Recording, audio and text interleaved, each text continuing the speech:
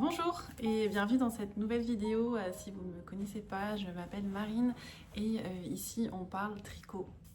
Donc déjà pour commencer cette vidéo, je vais déjà vous souhaiter une très belle année 2026 avec une santé de fer, bien évidemment, c'est la priorité, plein de petites joies au quotidien et une année créative aussi. Cette vidéo, j'avais envie de faire une vidéo un peu inspiration projet hiver 2026. Pour changer un peu des podcasts tricot et puis parce que ça me tenait à cœur, en fait j'ai fait tout un petit mood board et j'avais envie de le partager avec vous. Donc voilà le thème de cette vidéo. J'hésite aussi à faire la vidéo ce que j'ai tricoté en 2025, je pense que je le ferai, j'espère avant la fin du mois, sinon ça n'a aucun intérêt et je partagerai ça avec vous aussi. Donc pour cet hiver 2026, j'avais envie de texture, j'avais envie de jacquard, j'avais envie d'un peu plus de choses challengeantes. Avant de commencer, je vais déjà, parce que du coup je vous parle de jacquard et de texture et je vois mon pull et je me dis bah mince, peut-être qu'il faudrait aussi que tu précises ce que tu portes.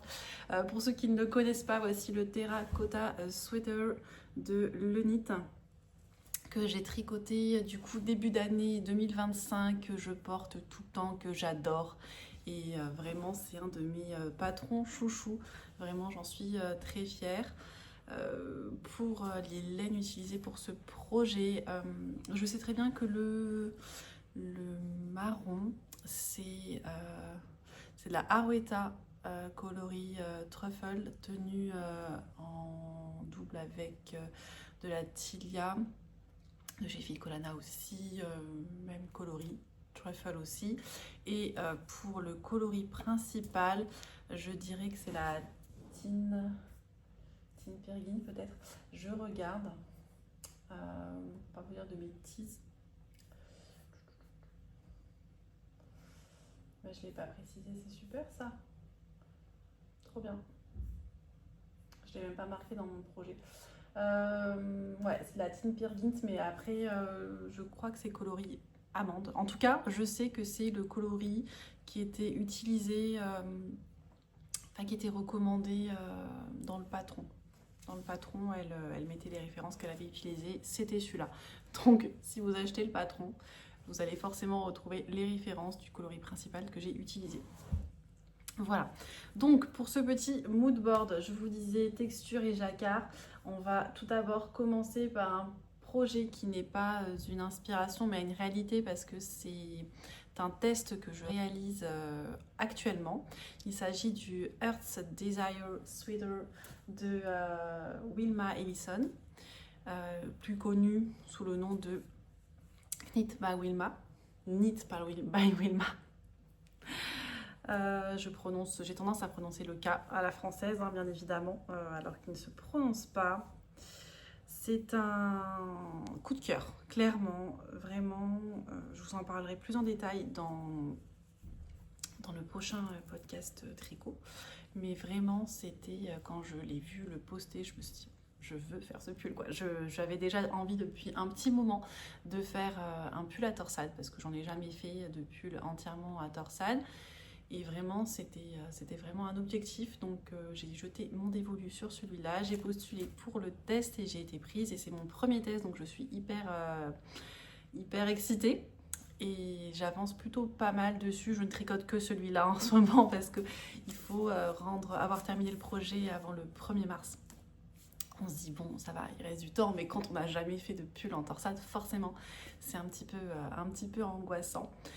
Mais du coup, pour vous présenter un petit peu ce projet, donc j'ai choisi, c'est un pull, déjà pour commencer, avec, elle recommande un poids worsted pour la laine, je pense que c'est worsted, ça dit mieux. Donc j'ai choisi la Puno Fine de Majo, tenue en double avec le mohair de cette même marque, coloris ivoire, on voit, voilà, c'est d'une douceur incroyable, vraiment très doux. Pour la Puno Fine, c'est la composition 39% de baby alpaga, 7% de mérino et 54% de coton, 50 grammes pour 125 mètres. J'ai dû commander une dizaine de pelotes et c'est vrai que je les passe assez rapidement. Normalement, voilà, c'est tricoté avec des aiguilles entre 4 et 5,5 mm. Et je tiens ça du coup en double avec le mohair qui est 70% superkin mohair et 30% de soie pour 25 grammes et 210 mètres. Même coloris, vraiment il est très très doux, il ne pique pas du tout, vraiment j'adore.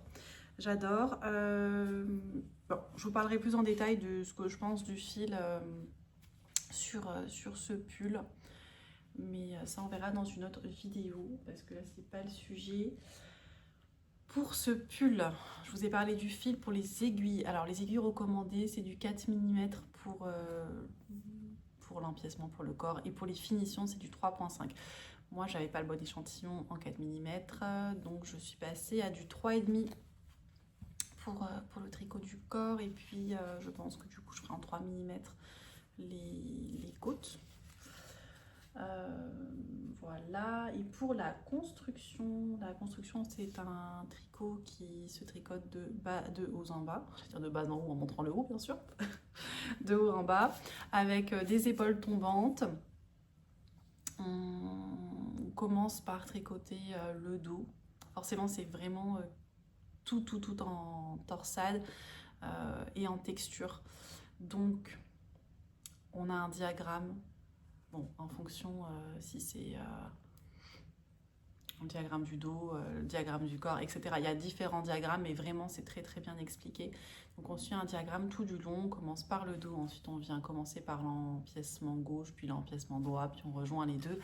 Et ensuite, on tricote en rond pour terminer le corps. Et après, bon, il y aura les manches aussi à reprendre en rond. Et le col est un col en côte double replié. Voilà pour ce projet, j'ai vraiment hâte de vous en parler dans une prochaine vidéo. C'est vraiment un coup de cœur, il est vraiment très fun à tricoter, vraiment on s'ennuie pas et le diagramme n'est pas difficile à retenir finalement. C'est au début j'ai un peu galéré sur l'échantillon, le temps de me mettre dans le bain, mais une fois qu'on l'a bien mémorisé, ça coule tout seul quoi, donc ça va très très vite. Enfin très vite oui et non, hein, ça prend quand même du temps. Mais bon, je m'attendais à pire. Je pensais vraiment que j'allais être beaucoup plus lente que ça, mais comme il se retient bien, ça va vite. Donc voilà pour ce premier projet que forcément je suis certaine d'avoir tricoté sur cet hiver. Pour le second projet, il s'agit du Rosy Sweater de Lenit, que vous avez vu, revu et re-revu. Je pense que tout le monde l'a vu depuis cet automne, mais vraiment c'est un projet que je veux faire depuis sa sortie et que j'espère faire cet hiver. J'ai déjà la laine parce que j'ai profité des promotions de l'avant de Knitting for Olive, donc j'ai commandé quantité pull bien évidemment pour le Rosy Sweater. Alors j'ai choisi le Rosy Sweater, c'est un pull en jacquard avec un motif de rose avec une seule couleur. Mais j'ai vu sur les réseaux une personne, évidemment je n'ai pas le nom, mais je mettrai la photo et je mettrai le petit crédit sur la personne chez qui j'ai vu ça, qui a vraiment repensé les couleurs en vraiment associant les vraies couleurs de la végétation à ce motif. C'est-à-dire que vraiment sur le Rosy Sweater, que ce soit les feuilles, que ce soit les roses, elles sont tricotées par la créatrice avec une seule couleur. Sauf qu'elle a fait le feuillage en vert et les roses en rose. Et du coup, moi j'ai eu envie de faire la même chose. Donc c'est ce que je vais faire. Pour le coloris principal, je me suis orientée, je voulais changer un petit peu des coloris un peu crème, blanc que j'ai l'habitude de faire. Donc je suis partie sur le coloris 8 de chez Knitting for Olive. C'est un beige quand même assez chaud. Vraiment, ça tire un petit peu sur le jaune. Je ne sais pas si vous voyez. Voilà. Donc ça, c'est pour le coloris principal. Pour le feuillage, j'ai choisi le coloris artichaut de chez Knitting for Olive toujours. Je pense... franchement, quand je vois ce coloris, je me dis je me ferais bien aussi un pull dans ce coloris parce que je le trouve assez magnifique quand même, franchement. Et pour les roses, je n'ai pas la laine mais je l'ai commandé. Il s'agit d'un écheveau de chez Innes Green, Love Me Tender, ou Tender Me Love. Love Me Tender, à chaque fois, j'arrive pas à vous le dire. C'est pas la première fois que j'en parle de ce coloris. Mais je mélange toujours un petit peu le titre, mais évidemment, je vous mets un insert. Et puis vous pouvez le voir de toute façon sur tout simplement sur le moodboard que je vous partage. Je l'ai commandé du coup ce week-end parce que du coup la créatrice a pris un petit peu de retard dans la gestion des mails et en fait j'avais une histoire de carte cadeau qu'il fallait regrouper avant de passer commande. Et puis comme j'étais pas pressée parce que je savais que j'avais le Earth Desire à tricoter, plus je n'ai pas terminé mon Theresia cardigan également, je me suis dit que j'étais pas ultra pressée de recevoir cet écheveau. Donc c'est pour ça que je me suis pas trop inquiétée et je me suis pas non plus orientée vers une autre référence. Ce que j'aime bien avec l'écheveau d'Innes Green, c'est que vraiment il y a plein de nuances dans son rose et je me suis dit que ça pouvait être super sympa sur le jacquard. Donc vraiment, j'ai vraiment hâte de me lancer dans ce projet. Je pense que ça va pas être chose simple. C'est un projet qui se tricote aiguille recommandée. Il y a plein d'aiguilles dans le détail. Il y a écrit 4,5 pour le motif, mais me connaissant, ça va être du 5, 5,5. Vu que le jacquard et moi, bon ben, c'est une grande histoire. Et après, aiguille 3, je pense que c'est des finitions. 3, 5 et 4, je pense qu'il y a peut-être pour le corps. Je sais que pour le terracotta, j'ai utilisé beaucoup d'aiguilles différentes parce que je crois que le jersey, j'ai dû faire du 4 mm, celui-ci, le jacquard 5 mm, puis la texture 3,5.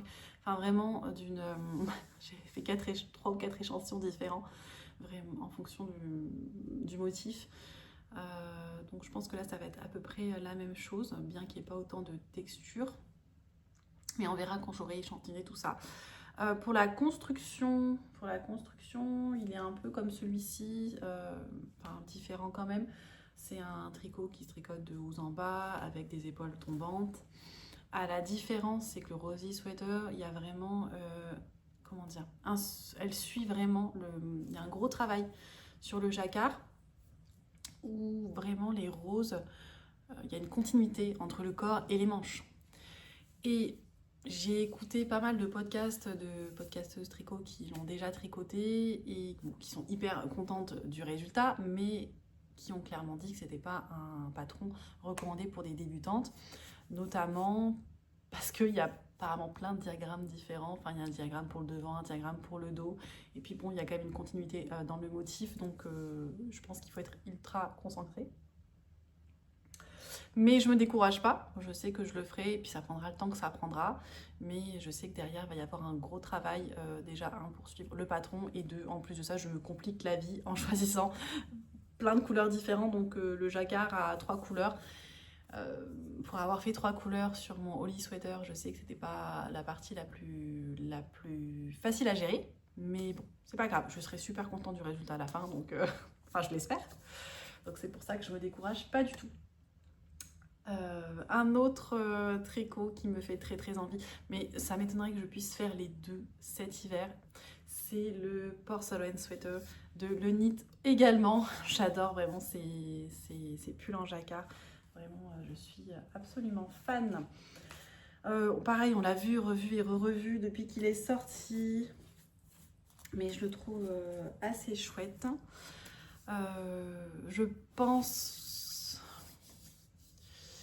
je le ferai, en tout cas après le Rosy Sweater, c'est sûr, mais voilà, je ne peux pas garantir qu'il soit fait cet hiver parce que j'ai quand même énormément enfin, pour moi, c'est énorme d'avoir 2 en cours, surtout 2 pulls.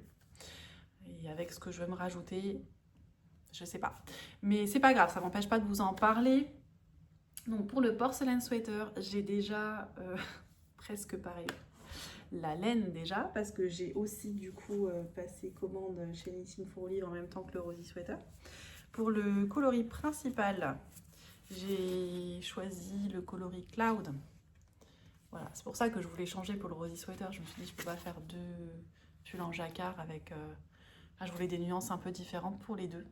Donc ça, j'ai choisi celui-ci pour le Rosy Sweater, pour le Porcelain Sweater, pardon. Et pour le jacquard, j'ai aussi commandé chez Inès Green. Alors, j'ai choisi un écheveau de Golden Sky, si je ne me trompe pas. Que je ne peux pas vous montrer, bien évidemment, parce que j'ai passé commande, mais je n'ai pas encore reçu la commande. Mais je vous partagerai dans un podcast tricot. Alors là, j'espère pouvoir associer les deux parce que c'est vrai que je vais vous montrer du coup quand même une photo de cet écheveau qui est avec des touches de bleu mais qui est aussi avec des touches de crème. Et je crains que ce soit pas suffisamment contrastant avec le coloris Cloud. Donc dans tous les cas, c'est vrai que j'en ai pas parlé pour le Rosy Sweater, pour le Love Me Tender. Je vais forcément associer des mohair. Pour le Love Me Tender, ce sera un mohair bien sûr rose. Et pour du coup le Golden Sky, je pense que je vais m'orienter vers un mohair bleu. Un bleu bien... Enfin qui reste dans les teintes bien sûr, mais je me dis peut-être qu'avec un mohair, ça tranchera un peu plus sur les nuances claires de l'écheveau. Voilà, bon, je pense que dans tous les cas, il faudra que je fasse un échantillon avant et que je vois si ça ressort bien. Après, bon, si ça reste subtil, moi, ça me dérange pas trop. Ça me dérange pas trop parce que pareil, Wilma, elle avait fait un porcelain sweater, il me semble, avec un bleu ciel et je trouvais ça tout aussi joli, même si c'était pas hyper contrastant par rapport au coloris qu'a choisi la créatrice. Mais c'était très joli. Donc je pense que je ferai un échantillon et je me déciderai en fonction de voir si je reste sur cet écheveau là pour le contrastant ou pas. Voilà. Pour les aiguilles, c'est le corps en 4 mm et les finitions en 3. Là aussi je pense que pour moi ce sera un peu différent. Surtout sur le jacquard. Et pour la construction, voilà, là pour le coup ça ressemble vraiment à la construction du terracotta sweater. Forcément donc c'est un tricot qui se tricote de haut en bas. On commence par le dos, on vient relever les épaules, on fait l'empiècement des deux côtés, puis on vient rejoindre pour créer l'encolure. Là, dans le patron, j'ai vu qu'il y avait des petites subtilités sur la formation des épaules, soit des rangs raccourcis, soit une autre technique. Je verrai quand j'y serai. Pour l'instant, je n'ai pas du tout acheté de patron, donc je ne peux pas vous en dire plus. Et forcément, une fois qu'on a rejoint les deux empiècements, on tricote en rond, on vient relever les manches, on tricote en rond. Et je crois que c'est les mêmes finitions sur le col. Mais voilà, de toute façon, je ne rentre pas trop dans le détail sur la construction parce que j'y suis pas. Donc c'est un peu difficile de vous en parler vraiment en détail.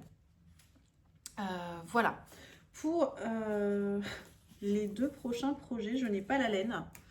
Mais en même temps, ça ne servait à rien d'acheter tout ça parce qu'il y a quand même peu de chances que je fasse tout ça. Un des projets qui me tente beaucoup, c'est le Sonja Sweater de Petite Knit.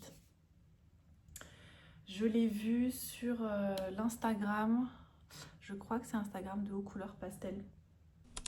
J'espère que je dis pas de bêtises. Il me semble que c'est elle et elle a tricoté dans un rouge que vous pouvez voir de toute façon sur le moodboard parce que je l'ai mis dessus, que je trouve absolument magnifique. Alors moi, j'ai pas prévu de le faire dans cette couleur, mais ça m'a vraiment donné très très envie de le tricoter. Il ressemble un peu au Monday Sweater, mais le Monday Sweater, il y a des raglans alors que là, il n'y en a pas. C'est ça, il me semble, la différence entre les deux. Il y a un col double replié comme le Monday Sweater également. Et pour le coloris, je me suis pas décidée. Au début, j'étais tentée par me dire j'aimerais vraiment bien me faire un pull en cachemire de chez Cardiff. J'avais vu un bleu assez un peu tweed, magnifique. Et je sais pas. si je dépenserais autant de sous dans des pelotes. Je me dis que la Cardiff, c'est vrai qu'on la voit beaucoup sur les accessoires. Après, sur des pulls, c'est un peu plus onéreux. Donc, je suis en pleine réflexion. Mais en tout cas, sur mon moodboard, j'ai mis une pelote de Cardiff. Dans tous les cas, je souhaitais le tricoter dans un bleu, un peu un baby blue. Un bleu très clair. Donc je suis pas sûre que le coloris Cardiff soit suffisamment clair pour moi, en tout cas celui que j'ai vu. Voilà, je vais y réfléchir. Je me suis vraiment pas encore arrêtée là-dessus. C'était voilà, soit un bleu très clair, soit un pêche. J'aime bien aussi le tweed pêche de chez Majo. Je pense que ça peut être super sympa sur ce pull, surtout que, bon, vu les mois avançant, il y a plus de chances que je le tricote vers le printemps réellement que vers l'hiver. Donc voilà, soit un baby blue, soit un pêche, je sais pas trop. Soit je peux faire les deux. Mais bon, on verra, peut-être, on verra. Voilà pour lui, j'ai parlé de la laine, des aiguilles, la construction approximative, voilà. Pour le dernier projet, il s'agit du Primrose Slipover de Elong avec Anna. Ça, ce sera vraiment plus un projet pour le printemps, mais ça, en fait, j'ai vu un pull Cézanne. Pour ceux qui me connaissent dans la vie privée, savent que je suis une grande fan de Cézanne. Mais depuis que je tricote, je n'achète plus de pulls chez Cézanne, que très rarement. En tout cas, j'en ai pas du tout acheté cet hiver. Depuis que je tricote, j'ai du mal à acheter des pulls dans le commerce, mais je suis absolument quand même fan des designs qu'ils présentent. Et cet hiver, ils ont présenté un slipover qui était noué sur le côté, voilà, avec deux pans. Le pan de devant, le pan de dos et un nœud. Et j'ai eu envie de faire la même chose. Donc mon choix s'est porté du coup sur le Primrose Slipover de Elong avec Anna. Pour le fil, je pense toujours pareil à être sur du Knitting for Olive. En fait, ils ont tellement une palette de couleurs qui est très diversifiée et quand même assez conséquente que ça permet, je trouve, de porter son choix. Enfin, vraiment, on a envie de tout tricoter leur coloris, quoi. Et comme Elong avec Anna, je voulais le faire dans un rose. Je le vois bien forcément avec une chemise en dessous. Mais je me suis pas arrêtée sur le rose. J'ai mis 3 couleurs différentes dans le mood board. Et donc il me semble qu'il y a le coloris flamingo, le poppy rose et le peut-être ballerina. Non, cherry blossom.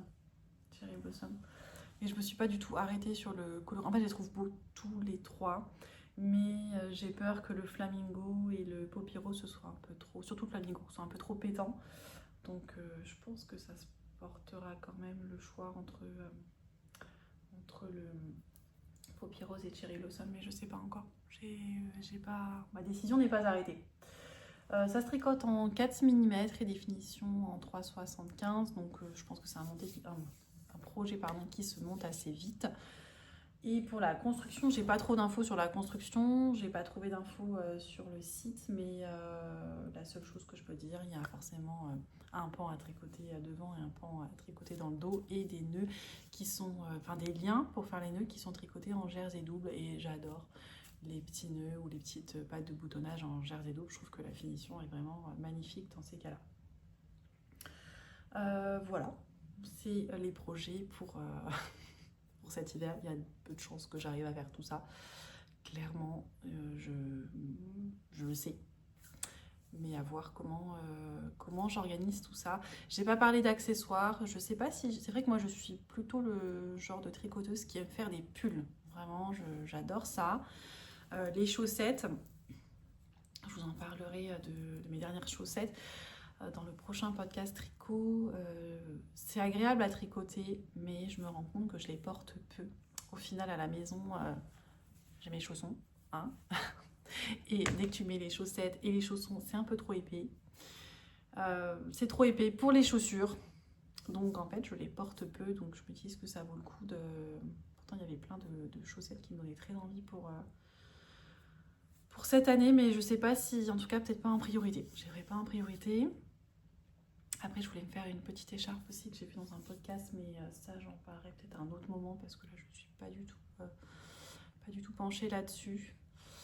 Et après, tout ce qui est bonnet, les bonnets, je les porte peu. Je trouve que ça m'aplatit les cheveux et ça graisse les cheveux. Et bon, dans le sud, on n'a pas vraiment besoin de bonnet. Il fait pas excessivement froid. Il a fait un peu froid fin décembre, début janvier. Bon, j'ai un bonnet tricoté. Je l'ai porté. Voilà, quelques jours et puis voilà, ça s'est radouci et puis on arrête de porter des bonnets. Donc voilà.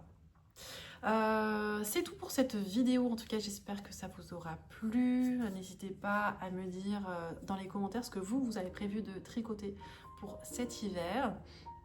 Et je pense vous revoir très vite dans une prochaine vidéo pour vous parler de mes projets tricotés en 2025. Certainement la semaine prochaine, je l'espère.